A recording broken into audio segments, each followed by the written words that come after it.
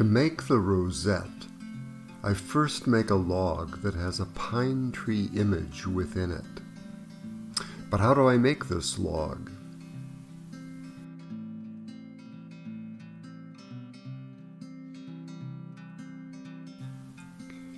This is the pattern that I use to make the log.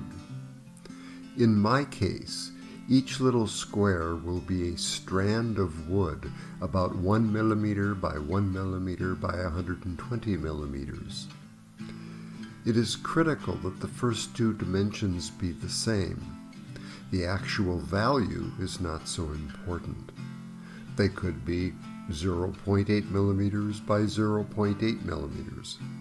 They just have to be the same. These little strands of wood must be glued together to make the log. How is this done? I start by making or buying veneer that is 1 millimeter thick. In this case, I made the 1 millimeter thick veneer from birch. I cut the veneer into many pieces that were about 1 millimeter by 40 millimeters by 120 millimeters. I smoothed and flattened the two long edges of each piece of the veneer with my horizontal belt sander. Next, I used the bandsaw with a zero clearance base to cut 3 millimeter strands of veneer. These strands each had one smooth and flat edge and were 1 millimeter by 3 millimeters by 120 millimeters. These strands will be glued together to make a strip corresponding to the vertical column in the pattern. The vertical column 1 on the left has 12 strands of undyed birch. Vertical column 2 has 2 undyed strands and then 1 green dyed strand and then 9 more undyed strands. Vertical column 3 has 2 undyed strands, 1 green dyed strand, 1 undyed strand, another green dyed strand, and then 7 more undyed strands, and so on. But first, to keep the strands from bonding to the jig, I rub some paste wax over all the surfaces that could be exposed to glue. I do this before each set of strands is glued together to make a strip. Note that I have arranged the undyed and green dyed strands in the order consistent with their position in the vertical columns of the pine tree pattern. Here I am applying glue to one side of an undyed strand. I will then place it in the waxed jig with the unglued side facing the jig and the glue side pointing out. Now I am applying glue to the second undyed strand. Each strand will have glue applied to only one side, except for the very last strand, which does not get any applied glue.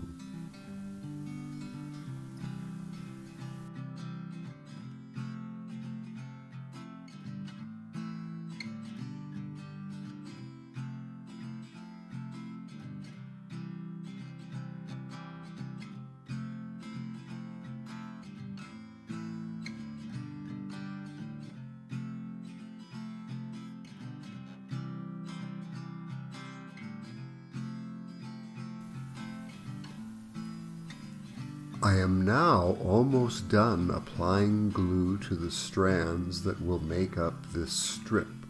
Only 2 are left. I apply glue to the penultimate strand with its glue facing out.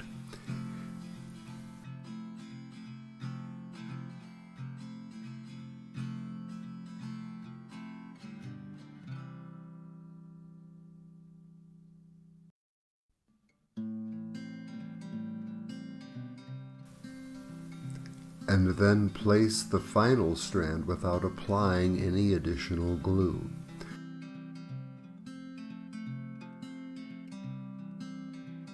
The clamping cauls are placed in position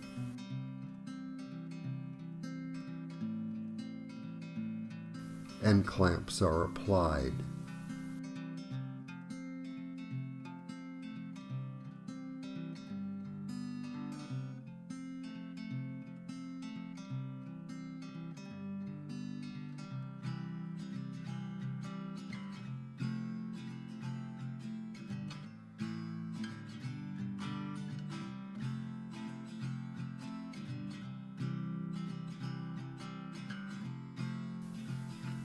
In about 30 minutes, the clamps can be removed and the strip can be removed from the jig.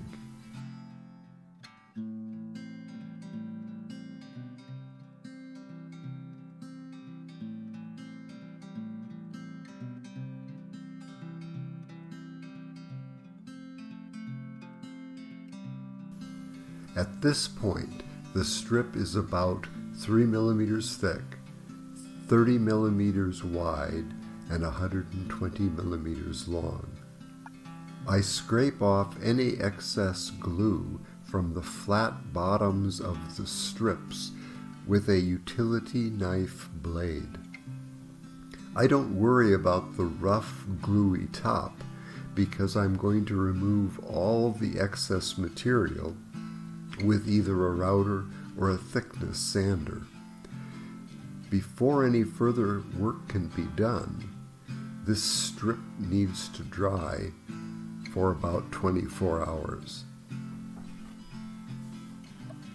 As I mentioned above, when the strips come out of the gluing jig, they are about 3 millimeters thick, and they need to be brought down to 1 millimeter thick before making the log.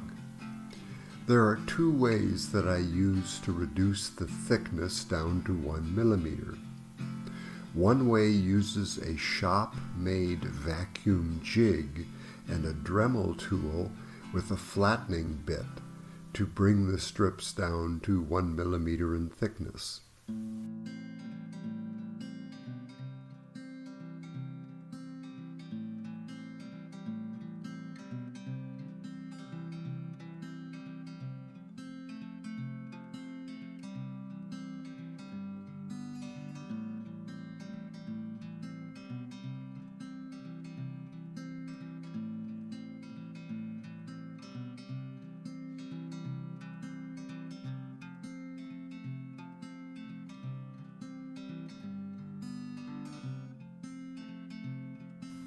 The other way is to use a thickness sander and a plywood mini cradle to hold the strips while passing them under the rotating drum.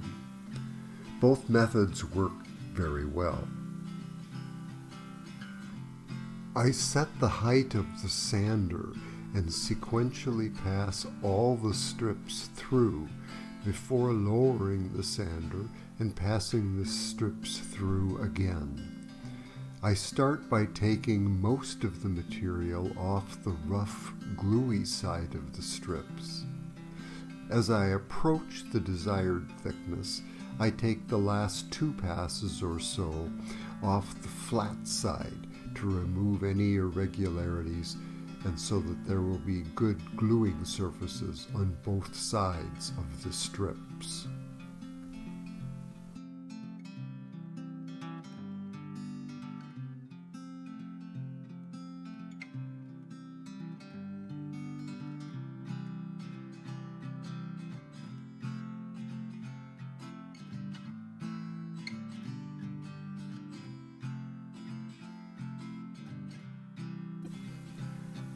Now that I've made all 11 strips and have brought them down to 1 millimeter in thickness, I can glue the strips together in the correct sequence to make my log.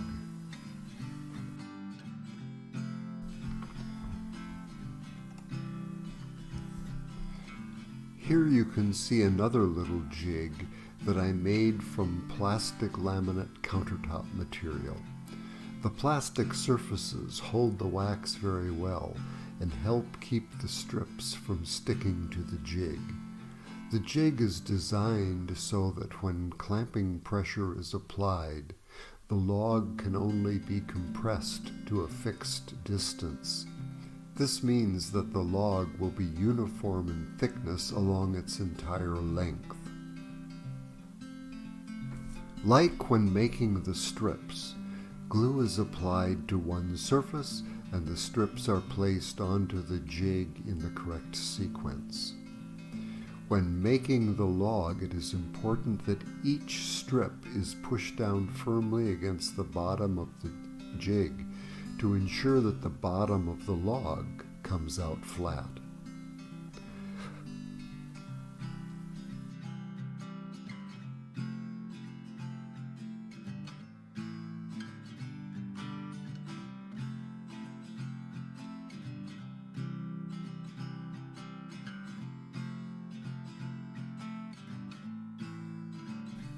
When all the strips are placed in the jig, the clamps are applied. After about an hour, the log can be removed from the jig. The log needs to dry for at least 24 hours before proceeding.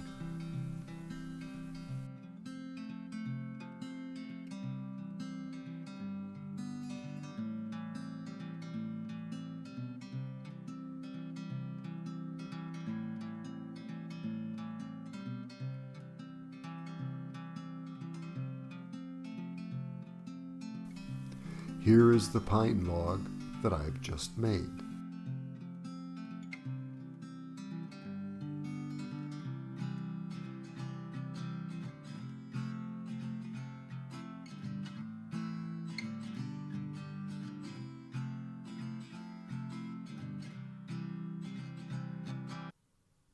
The pine tree log that I have made is a rectangle with 4 90-degree corners.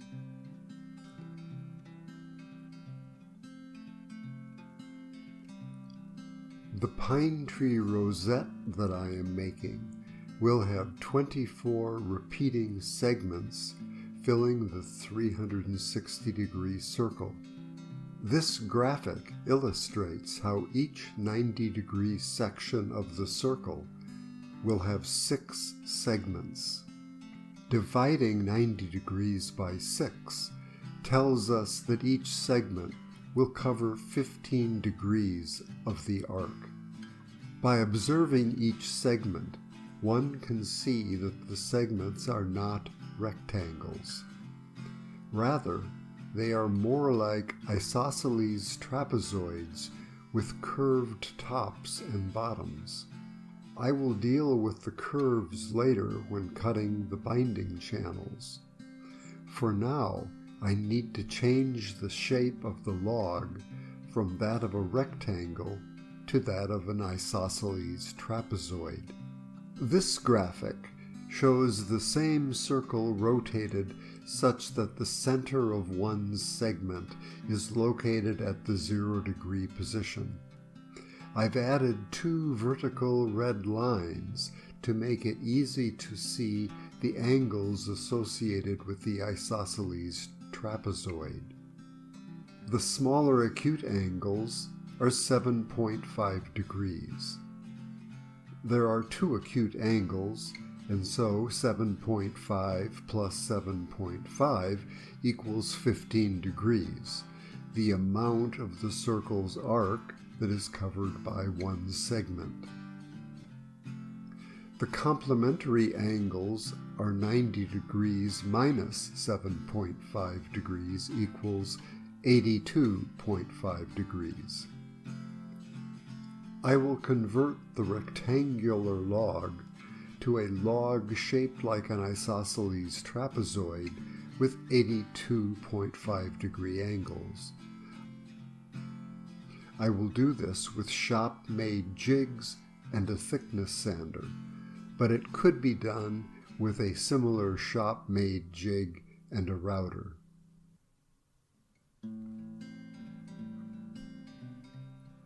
Here I am placing the rectangular log onto a sled with a bottom angled at 7.5 degrees.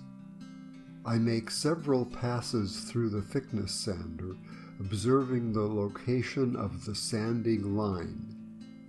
When the sanding line just kisses the bottom, I am done with that side. Next, I place the log onto a second sled with the bottom angled at 15 degrees. Note the witness marks that I use to clearly show which side I am sanding.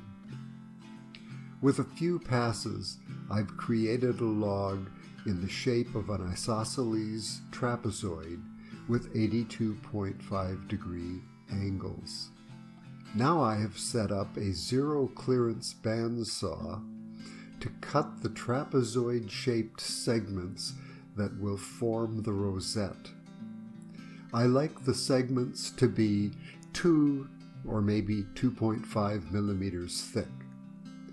My guitar tops are typically about 2.5 millimeters thick, and I cut a channel for the rosette that is about 1.5 millimeters deep.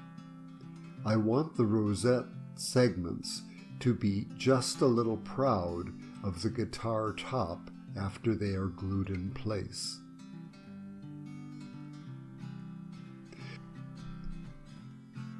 I laid out trapezoidal segments in a complete circle and measured the inner and outer diameter so that I could determine the inner and outer radii of the channel that I would need to cut in the guitar top. Using these measurements, I cut a practice channel in a piece of scrap to be sure that my channel dimensions are accurate. Here I am placing the trapezoidal segments into the practice channel. I want the bottoms of the individual segments to fit snugly to the outer radius of the channel. The channel wall is curved and the bottoms of the segments are flat, and so there will be a tiny gap in the middle where each segment kisses the outer wall. This is okay because it will be cut away when we route the purfling channel later. Next, I look carefully at the angular fit between adjacent segments. I don't want to see any gaps. If there are gaps, then the outer radius is wrong and must be adjusted by making another practice channel of a slightly different radius.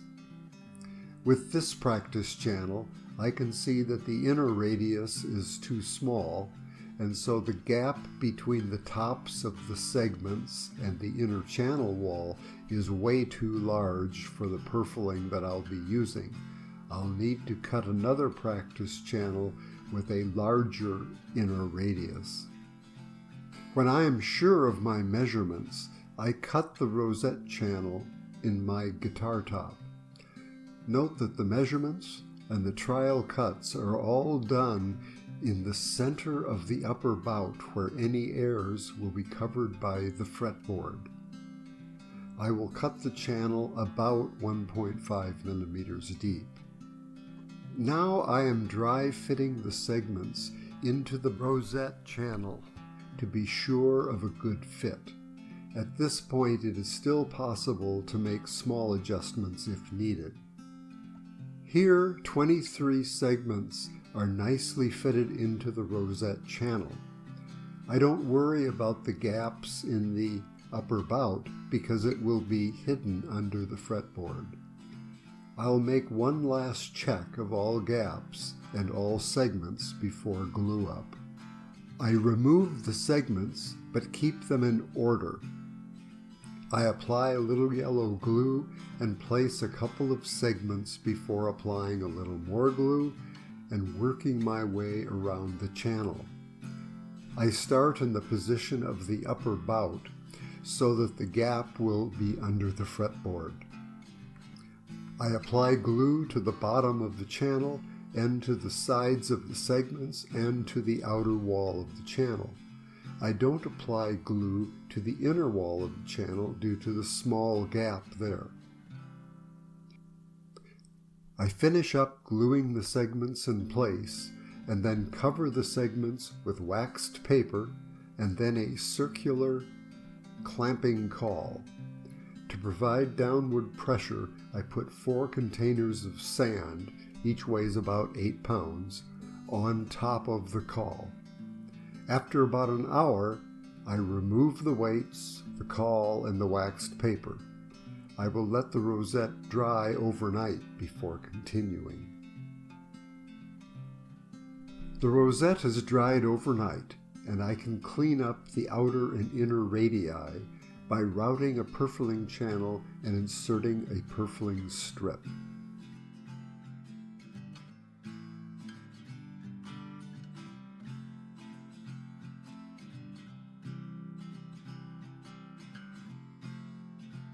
I measure the purfling, and in this case it is about 1.4 millimeters thick.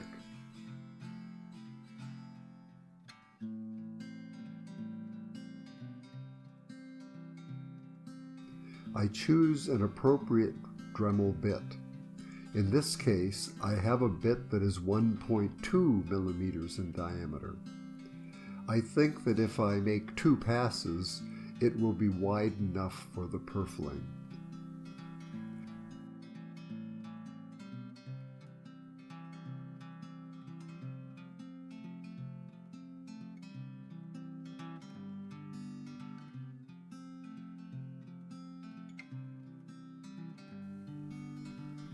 I adjust the router bit such that it cuts some of the top and some of the segments.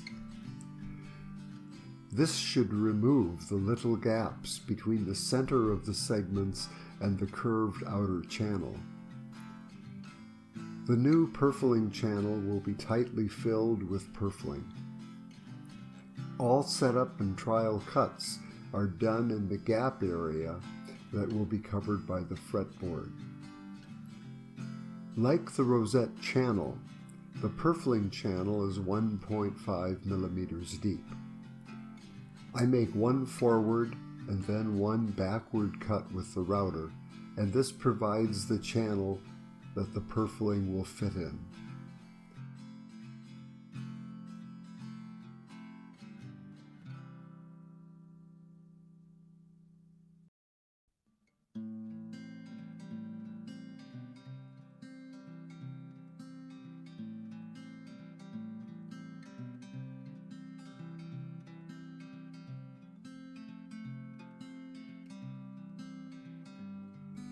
This channel still has routing residue and needs to be cleaned out. I use a small flathead screwdriver to clean out the purfling channel. Now the purfling easily fits into the channel. The purfling, like the segments, is just a little bit proud of the surface of the top. This is exactly what I want. The next step will be to cut a similar purfling channel on the inner radius of the rosette. This will clean up the inner radius of gaps and straight edges. I have reset the Dremel to cut the purfling channel on the inner radius of the rosette. I like the bit to cut some of the top and some of the rosette segment such that any gaps are cut away. Like the outer purfling channel, it will probably take 2 cuts to get a channel into which the purfling will fit. Note that I carefully check where the bit is cutting in the area that will be covered by the fretboard. I don't move out until I'm sure the channel is in the right place.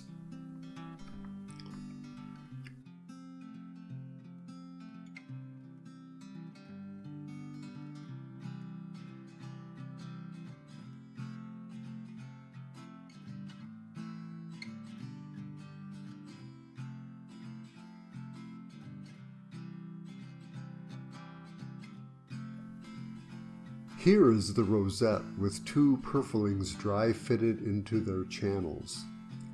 Next, I will remove the purflings and apply glue to the channels and put the purflings back into their channels.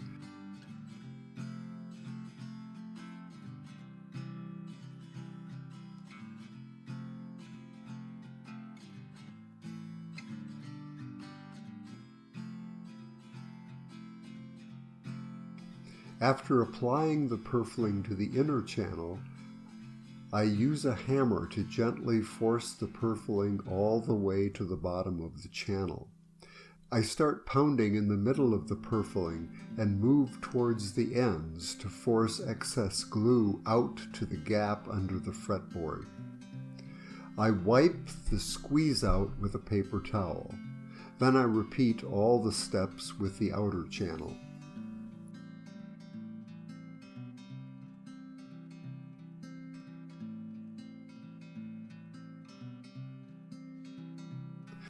Once the purfling is put into the channel, I cover the rosette with waxed paper, place a caul on the purflings, and use the 4 8-pound weights to provide downward pressure. In an hour, I can remove the weights and the cauls. It's been an hour, and I remove the weights and the caul. I take a closer look at the rosette with the installed purflings. I feel that the purflings are proud of the tops of the segments that will make up the pine tree pattern, and so I want to bring them down to the level of the segments. This can be easily done with a very sharp block plane, but one has to be very careful to plane in the correct direction. I think the safest method is to scrape the bindings down with a fresh utility knife blade. I am using a utility knife blade as a scraper to bring the purfling down to the same level as the segments. The segments and the purfling are still proud of the top. The segments are made of birch and are thus much harder than the red pine top. This means that it would be very difficult to sand down the rosette to the level of the top. What I do is to use my shop-made plywood jig that is attached to the guitar top with double sticky tape, and then I use my router to route away all the material that is proud of the top.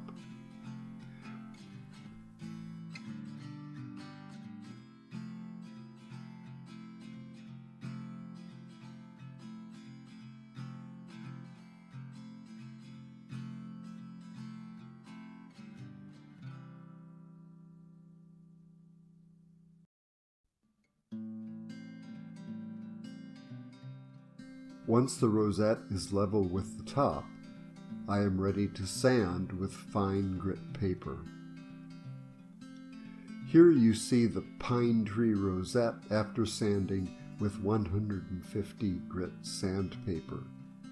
Later I will sand to much higher grits before applying finish.